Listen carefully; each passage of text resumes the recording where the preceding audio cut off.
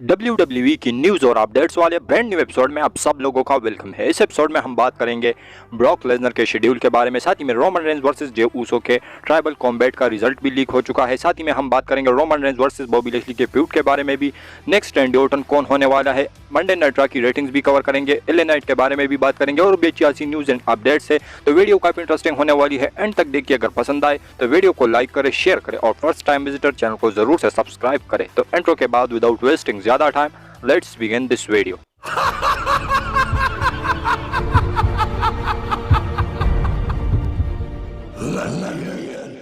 सबसे पहले हम स्टार्ट करते हैं क्विक अपडेट से, जो कि जुड़ा हुआ है मंडे नाइट रॉ की रेटिंग से। तो इस हफ्ते की जो मंडे नाइट रॉ की रेटिंग्स है वो पिछले हफ्ते के मुकाबले में थोड़ी सी डाउनफॉल में चली गई है, लेकिन फिर भी 1.818 मिलियन व्यूज आए हैं। और पिछले हफ्ते की अगर हम बात करें तो पिछले हफ्ते की जो रेटिंग्स थी वो थी 1.881 मिलियन व्यूज, तो थोड़ी सी कम आई है, लेकिन फिर भी जो रेटिंग्स है वो डिजर्विंग है, क्योंकि जो लास्ट कपल वीक हो चुके हैं, तकरीबन 1-2 महीने हो चुके हैं, और मंडे नाइट रॉ की जो रेटिंग्स है वो स्टिल मेंटेन है, तो ये काफ़ी अच्छी बात है। इसके साथ हम बात करते हैं अपनी नेक्स्ट अपडेट के बारे में, जो कि जुड़ा हुआ है रे मिस्टीरियो से। तो रे मिस्टीरियो रिसेंट के एक इंटरव्यू में आए थे, उनसे सवाल पूछा गया कि क्या जो डोमिनिक के पास नॉर्थ अमेरिकन चैंपियनशिप है, क्या उसके लिए आप उसके खिलाफ मैच रसल करना चाहते हो, जिस पर रे मिस्टीरियो कहते हैं कि हाँ, अगर मुझे मौका मिला तो मैं ज़रूर से उस चैंपियनशिप के लिए मैच लड़ना चाहूँगा, और ये जो टाइटल लेना है ये मेरे बाएं हाथ का खेल है, यानी मैं उससे जो टाइटल है वो बहुत जल्द ही इस मैच के अंदर जीत लूँगा। तो जो रे मिस्टीरियो है वो स्टिल कॉन्फिडेंट है कि डोमिनिक मिस्टीरियो से वो कभी भी किसी भी टाइम जो है मैच रसल कर सकते हैं, और अगर वो चैंपियनशिप के लिए होता है तो वो उससे वो टाइटल भी ले सकता है। तो आप लोग इसके बारे में क्या कहोगे? इसके साथ हम बात करते हैं अपनी नेक्स्ट अपडेट के बारे में, जो कि जुड़ा हुआ है लिव मॉर्गन से। तो लिव मॉर्गन रिसेंट के मंडे नाइट रॉ में आप लोगों ने देखा जिस तरीके से रिया रिप्ली ने उसके ऊपर अटैक किया, तो जो इंजरी वाला एंगल दिखाया WWE ने तो वो रियल है। और उससे पहले वाला जो मंडे नाइट रॉ का एडिशन था वहाँ पर जो आर्म है वो इंजर्ड हो गया था लिव मॉर्गन का, तो इस वजह से ये वाला एंगल WWE ने दिखाया, और अब लिव मॉर्गन आप लोगों को टेलीविजन स्क्रीन के ऊपर देखने को नहीं मिलेगी, क्योंकि वो उसकी आर्म में इंजरी बताई जा रही है कि उसको इंजरी हो चुकी है। तो अभी जो कंफर्म टाइम जो है वो नहीं पता कि कब तक वो रिटर्न करेगी, लेकिन जो बातें हैं वो यही है कि वो इंजर्ड है और उसकी जो इंजरी है वो रियल है। इसके साथ हम बात करते हैं अपनी नेक्स्ट अपडेट के बारे में, जो कि अगेन जुड़ी हुई है एक इंजरी से और केविन ओवेंस से। तो केविन ओवेंस को आप लोगों ने देखा होगा कि जो मंडे नाइट रॉ के एडिशन में उन्होंने जजमेंट डे वालों ने उसके ऊपर अटैक किया था और बाद में उसका इंजरी वाला एंगल दिखाया था। तो ऐसा बताया जा रहा है कि पहले से ही उसको काफ़ी दर्द महसूस हो रहा था, रिब्स में उसका कुछ प्रॉब्लम है, तो इस वजह से ये WWE ने ये वाला एंगल दिखा दिया कि वो इंजर्ड हो चुके हैं। तो जो केविन ओवेंस है वो भी इंजर्ड है और उसको रिब्स में इंजरी हुई है, और अभी उसका भी टाइम फ्रेम पता नहीं है कि वो कब तक अपनी वापसी करेंगे, लेकिन बात यही है कि वो समरस्लैम भी मिस करने वाले हैं, और साथ ही में जो भी जितने भी टैग टीम टाइटल के प्लान्स थे वो सारे WWE ने ड्रॉप कर दिए हैं। और हाँ, साथ ही में आप लोगों को ये और बात भी बताता चलूँ कि अगर आप लोग ये कहना चाहते हो कि उसकी जो टाइटल्स है वो रिलिंक्विश हो जाएगी या क्या हो जाएगा, तो उसके बारे में WWE ने जो प्लान्स है वो स्टिल होल्ड पर डाल दिए हैं, उसके बारे में कोई भी पता नहीं है। जब केविन ओवेंस के रिकवरी टाइम पता लग जाएगा तो उसके बाद WWE डिसीजन लेगी, लेकिन अभी के लिए सारे प्लान्स जो थे टैग टीम टाइटल्स के लिए तो वो सारे WWE ने होल्ड पर डाल दिए हैं और सारे जो प्लान्स थे वो ड्रॉप कर दिए हैं। तो आप लोग इसके बारे में क्या कहोगे? इसके साथ हम बात करते हैं अपनी नेक्स्ट अपडेट के बारे में, जो कि जुड़ा हुआ है एलए नाइट से। तो एलए नाइट जो है इस समय काफ़ी कमाल धमाल कर रहे हैं, अगर ट्विटर पर उसकी फोटो आती है तो उसमें लाखों पर जो है लाइक्स आते हैं, लाखों में उसको बंदे देखते हैं और पसंद करते हैं। तो ऐसे में वो इस समय एक हॉट टॉपिक है WWE के अंदर। तो ऐसे में वो लगातार हारते हुए आ रहे हैं। एक पेटल 4-वे मैच जो कि यूएस टाइटल की अपॉर्चुनिटी वाला था, तो उसमें भी वो हार गए। तो ऐसे में फैंस ये स्पेकुलेट कर रहे हैं कि जो एलए नाइट है उसके साथ बैक स्टेज पर कोई पॉलिटिक्स खेली जा रही है। तो ऐसे में एक अपडेट निकल के सामने आई है और उसमें बताया ऐसा जा रहा है कि एलए नाइट को लेकर बैक स्टेज पर जितने भी लोग हैं वो सारे खुश हैं और वो काफ़ी अच्छा अपील कर रहे हैं एलए नाइट के बारे में, और आगे समरस्लैम के बाद आप लोगों को एलए नाइट के साथ कुछ अच्छा देखने को मिलेगा। और ये भी बताया जा रहा है कि वो अगर उसकी ये हाइप इसी तरीके से बनी रही तो नेक्स्ट ईयर आप लोगों को रॉयल रंबल जीते हुए भी एलए नाइट देखने को मिल सकते हैं। तो LA night next year royal rumble के विनर के तौर पर भी WWE इस समय कंसिडर कर रही है, लेकिन बात यही होगी कि उसकी अगर हाइप यही बनी रही। और हाँ, साथ ही में आप लोगों को ये भी बताता चलूँ कि एलए नाइट जो इस समय है वो रोमन रेंज से आगे है। किस मामले में?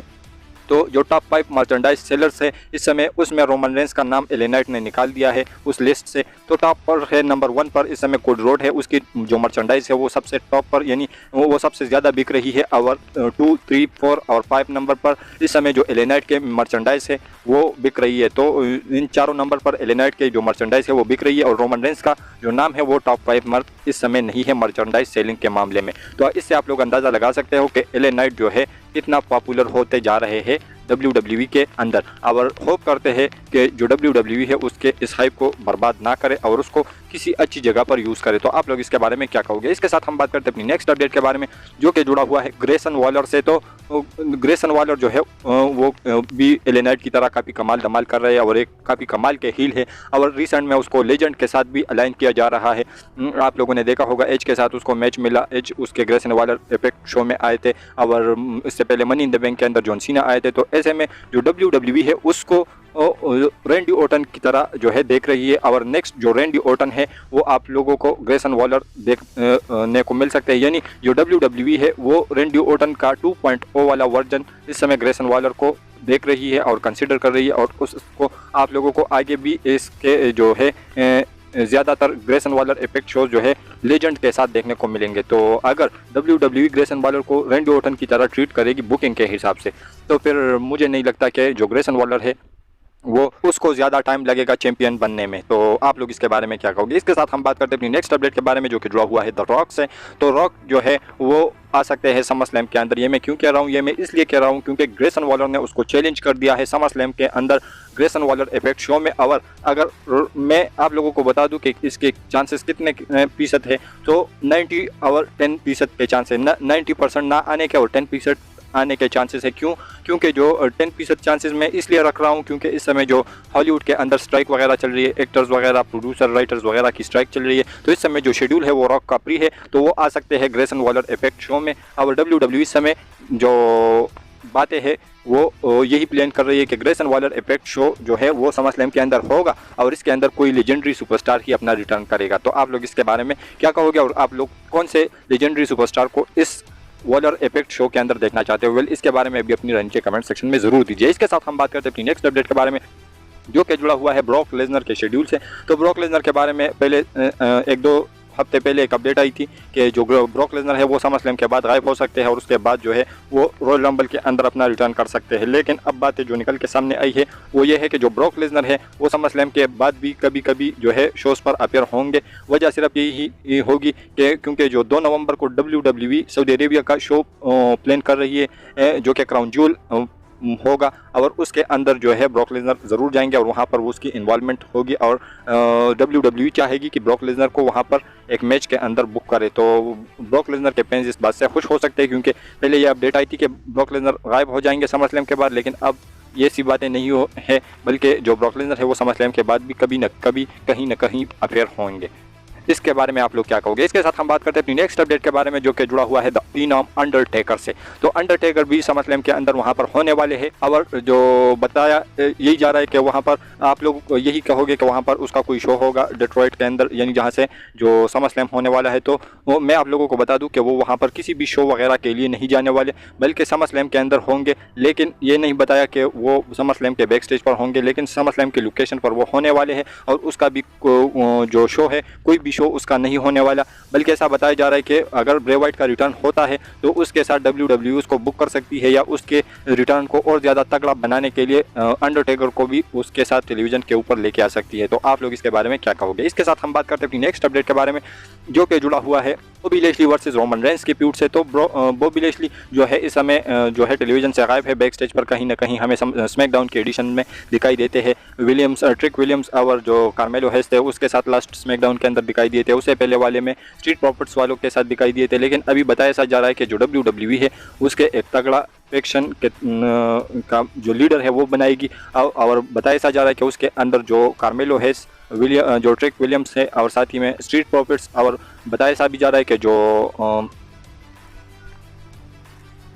ओमास और MVP है वो भी इसके अंदर ऐड हो सकते हैं। और ये जो फ्यूड है ये आप लोगों को साल के एंड में देखने को मिलेगी, जहां पर वो रोमन रेंस के अगेंस्ट में होगी। इससे पहले भी एक बार फ्यूड हुई थी जहां पर रोमन रेंस के साथ ब्लड लाइन थी और बॉबी लैशली अकेले थे, लेकिन इस बार जो है बॉबी लैशली के साथ गैंग होगी और जो रोमन रेंस है वो अकेले होंगे।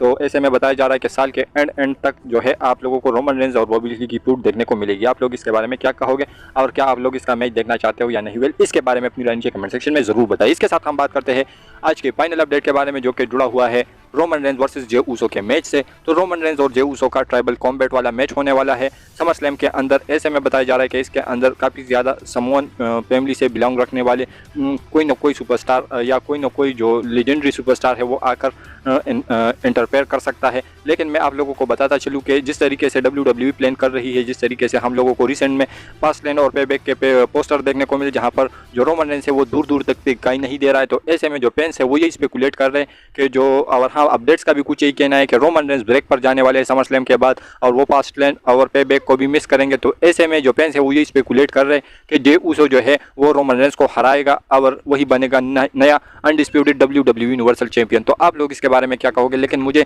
यहाँ तक लगता है तो ऐसा बिल्कुल भी नहीं होने वाला। लेकिन अगर रोमन रेंस ब्रेक पर जाएंगे तो उसके बारे में मैं ज़्यादा कुछ कंफर्म नहीं कह सकता, क्योंकि रोमन रेंस समर स्लैम के बाद ब्रेक पर जा सकते हैं और जा भी नहीं सकते, क्योंकि पेबैक भी आने वाला है। और अगर ब्रे वाइट रिटर्न करते हैं, अटैक करते हैं रोमन रेंस के ऊपर, तो ऐसे में जो चांसेस है वो और भी ज़्यादा हो जाएंगे कि पेबैक के अंदर रोमन रेंस ज़रूर कम्पीट करेंगे। और हमको जो ड्रीम मैच है, यानी जो हम लोग देखना चाहते हैं Roman Reigns versus Bray Wyatt, वो हमको देखने को मिलेगा पेबैक प्रीमियम लाइव इवेंट में। तो ऐसे में जो फैंस का स्पेकुलेट करना है, क्या आप लोग इससे एग्री करते हो? क्या रोमन रेंस टाइटल हारने वाले हैं और इसी वजह से WWE उसको ब्रेक देगी, या रोमन रेंस टाइटल के साथ ही ब्रेक पर जाएंगे? वेल, इसके बारे में अपनी राय नीचे कमेंट सेक्शन में जरूर बताइए। और हमारी जो आज की वीडियो थी यहीं तक की थी। अगर पसंद आए तो वीडियो को लाइक करें, शेयर करें और फर्स्ट टाइम विजिटर चैनल को जरूर से सब्सक्राइब करें, क्योंकि आप लोगों को हमेशा ऐसी इंटरेस्टिंग और लेटेस्ट वीडियो देखने को मिलती रहती है। तो मिलता हूँ आपसे बहुत ही ज़्यादा जल्दी किसी इंटरेस्टिंग वीडियो के साथ। तो until that time stay healthy and keep watching Russell catcher.